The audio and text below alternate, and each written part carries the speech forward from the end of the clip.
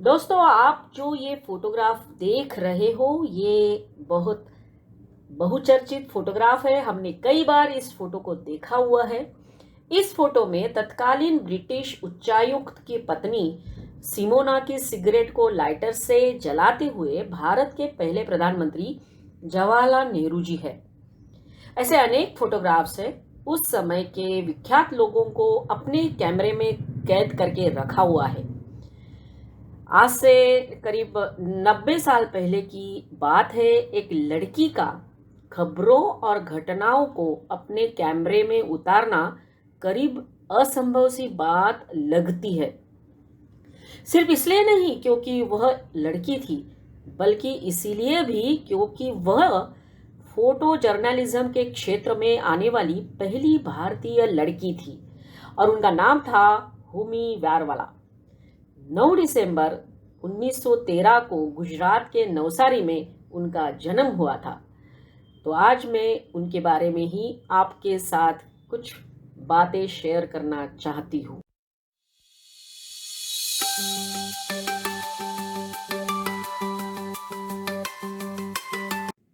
नमस्कार। जैसे कि हमने बताया कि आज होमी व्यारवाला इनका जन्मदिन है। उनकी आज बर्थ एनिवर्सरी है। 9 दिसंबर 1913 को उनका जन्म हुआ था। तो वो एक स्पेशल सब्जेक्ट को लेके उन्होंने अपना करियर बनाया। देखिए, आज अगर हम बात करते हैं तो जर्नलिज्म में बहुत सारे लोग या यूथ जो है, गर्ल्स बॉयज़, एक सपना लेके चलते हैं कि मुझे भी इस फील्ड में अपना नाम कमाना है। No doubt it is a very challenging job. आज भी वो चैलेंजिंग है। तो आप सोचो, जब होमी व्यारवाला ने ये डिसीजन लिया कि मुझे इस क्षेत्र में काम करना है, तो कितनी सारी समस्या, प्रॉब्लम्स और चैलेंजेस को उन्होंने फेस किया होगा। तो होमी व्यारवाला, जिनका जन्म नवसारी में गुजरात में हुआ था, वो बाद में मुंबई में जाके सेटल हो गई अपने माता पिता के साथ। उनके पिताजी जो थे वो थिएटर से रिलेटेड थे। तो जिस जगह पे थिएटर जाते थे वो भी उनके साथ साथ जाते थे। और इसकी वजह से होमी व्यारवाला भी अपने पिताजी के साथ एक जगह से दूसरी जगह जाती थी। और उनका सारा बचपन जो है वो यात्रा में ही बीत गया। फिर एक ऐसा समय आया कि उनके माता पिता ने सोचा कि कहीं ना कहीं उनको सेटल होना पड़ेगा, ताकि होमी की जो शिक्षा है, एजुकेशन है, उसको वो कर पाए, कंप्लीट कर पाए। और फिर उन्होंने डिसीजन लिया कि हम मुंबई में जाके सेटल हो जाएंगे। वो मुंबई में आए। अब मुंबई में आने के बाद यहाँ से जो है वो टर्निंग पॉइंट हम कह सकते हैं होमी के ज़िंदगी में आया। होमी व्यारवाला अपने पेरेंट्स के साथ मुंबई आई। स्कूलिंग तो उनका हो गया था, तो ग्रेजुएशन करना था, आगे की पढ़ाई करनी थी। तो उन्होंने अपनी पढ़ाई जो है पहले सेंट जेवियर्स कॉलेज से कंप्लीट की। उसके बाद उन्होंने जे स्कूल ऑफ आर्ट्स से भी अपनी पढ़ाई कंप्लीट की। इसी दौरान जो है, जब वो कॉलेज में पढ़ रही थी, उनका परिचय जो है उस टाइम के फोटोग्राफर मानेक शॉ व्यारवाला से हुई। और उन्होंने ही होमी को फोटोग्राफी की दुनिया में लाने के लिए प्रेरित किया। या हम ऐसा कह सकते हैं कि मानेक शॉ व्यारवाला ने होमी को फोटोग्राफी से परिचित किया। और वहाँ से होमी जो है फोटोग्राफी में इंटरेस्ट लेने लगी, उनकी रुचि बढ़ने लग गई और वो धीरे धीरे फोटोग्राफी सीखती गई। देखिए, आज फोटोग्राफी करना हमारे लिए बहुत ही आसान सी बात है, क्योंकि आज हमारे पास टेक्नोलॉजी हाथ में है। एक एडवांस कैमरा जो बोल सकते हैं वो है, सेल्फी हम मोबाइल से लेते हैं। मतलब मोबाइल भी आज हमारे हाथ में है तो हम फोटोग्राफी कर सकते हैं। लेकिन आप सोचो, जब ये सारी टेक्नोलॉजी नहीं थी, कोई भी इस तरह के गैजेट्स नहीं थे, तब एक कैमरा लेकर घूमना और फोटोग्राफी करना आसान बात नहीं थी।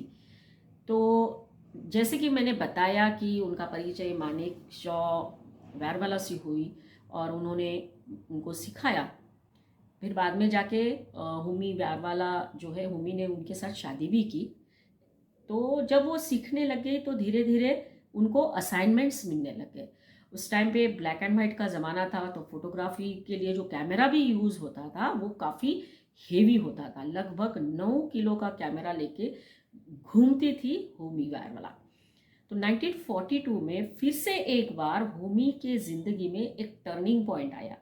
वो मुंबई से दिल्ली गई और वहाँ जाके उन्होंने ब्रिटिश इंफॉर्मेशन सर्विसेज ज्वाइन किया और वहाँ उसमें उन्होंने ऑफिशियली हम बोल सकते हैं फोटोग्राफी करना या फोटोग्राफर जर्नलिज्म जिसको बोल सकते हैं वो करना शुरू किया। वो अपनी पीठ पर वो बड़ा सा कैमरा लेकर घूमती थी, जिसका वज़न मैंने बताया कि लगभग 9 किलो होता था। और वो दिल्ली के सड़कों पर घूमते हुए अपने कैमरा में बहुत सारी जो तस्वीरें हैं वो कैद करके लाती थी और वो पब्लिश होती थी मैगजीन्स में या न्यूज़पेपर्स में। तो ये जो है वो कैसे करती होगी? उस टाइम पे सोसाइटी इतनी एडवांस भी नहीं थी, विचार मतलब एडवांस नहीं थे। लोग शायद बहुत अलग तरीके से इस प्रोफेशन को देखते होंगे। तो ये प्रॉब्लम तो उन्होंने शायद फेस किया ही होगा। आज इतने प्रॉब्लम्स कोई फेस नहीं करेंगे जितना उन्होंने फेस किए होंगे। तो दिल्ली के सड़कों पर रात को भी घूमना और उस ज़माने में साइकिल पे घूमना, ये बहुत बड़ा एक चैलेंजिंग जॉब था उनके लिए। लेकिन उन्होंने क्या बताया कि जब वो साइकिल पे घूमती थी, एक इंटरव्यू उन्होंने दिया था उस टाइम पे न्यूज़पेपर के लिए, द हिंदू करके जो न्यूज़पेपर है उसमें उन्होंने एक इंटरव्यू देते हुए ये बात कही थी कि जब वो रात के समय भी दिल्ली के सड़कों पर घूमती थी तो कभी भी उन्होंने असुविधा महसूस नहीं की। वो क्या बोलती है अपने उस इंटरव्यू में कि ना मुझे कभी भी डर लगता था, युद्ध जैसे हालात भी थे, फिर भी वो कभी डरी नहीं, ना ही उनको डर लगता था। और जब भी कोई ऐसा डाउटफुल होता या संशय होता तो उनको मतलब मुझे सिर्फ इतना ही करना पड़ता कि कोई भी दरवाजे पे जाके दस्तक देती और सहायता मिल जाती, मतलब कोई भी उनको सहायता करने तैयार हो जाता। तो ये बात उन्होंने कही थी। ये बात मैं यहाँ पे इसलिए कह रही हूँ कि आज जब हम दिल्ली की बात करते हैं तो हम कहते हैं कि दिल्ली सेफ नहीं है, और ऐसे बहुत सारे क्राइम्स हमने देखे सुने पड़े हैं जो किसी भी इंसानियत को हिला कर रख देते हैं। तो उन्होंने ये बात कही थी कि वो आसानी से अपना काम करती थी, जो फोटोग्राफ लेना है वो लेकर फिर से वो वापस घर आती थी। First lady of the lens से सम्मानित होमी वैरवाला, इन्होंने कई हिस्टोरिकल मोमेंट्स जो है अपने कैमरा में कैद किए। भारतीय स्वतंत्रता संग्राम हो, Mahatma Gandhi ji, Jawaharlal Nehru, Mountbatten, queen Elizabeth second, उसके बाद Dalai Lama, Martin Luther King junior, ऐसे कई विख्यात दिग्गजों के फोटोग्राफ्स उन्होंने लिए और पब्लिश हुए थे। ब्लैक एंड वाइट फ़ोटो का ज़माना था और उनको काफ़ी प्रसिद्धि मिली इस फोटोग्राफी की वजह से। यहाँ एक विशेष बात मैं कहना चाहूँगी, बहुत ही इंटरेस्टिंग बात जो है उनके बारे में, कि वो अपने उपनाम से फोटोग्राफ्स न्यूज़पेपर में पब्लिश करती थी। उनका उपनाम जो था वो डाल्डा 13। तो इसका कारण क्या था? उन्होंने एक बार ये कारण बताया था कि जो भी फोटोग्राफ्स वो प्रकाशित करती थी वो डाल्डा 13 के नाम से प्रकाशित करती थी, क्योंकि उसका रीज़न ये है, उनका जन्म जो है 1913 में हुआ था। 13 साल की उम्र में उनकी शादी हुई थी और उनकी कार का नंबर जो था वो था DLD 13। तो इसीलिए उन्होंने अपना उपनाम जो है वो डालडा 13 रखा और उसी नाम से उनकी तस्वीरें अखबार में प्रकाशित होती थी।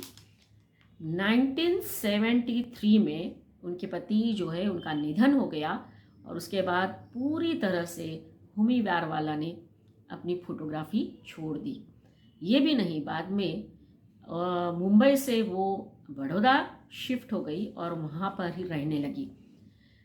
उनके जो काम है, जो कार्यकाल है, उसके योगदान के लिए भारत सरकार ने उनको पद्म विभूषण से सम्मानित किया हुआ है।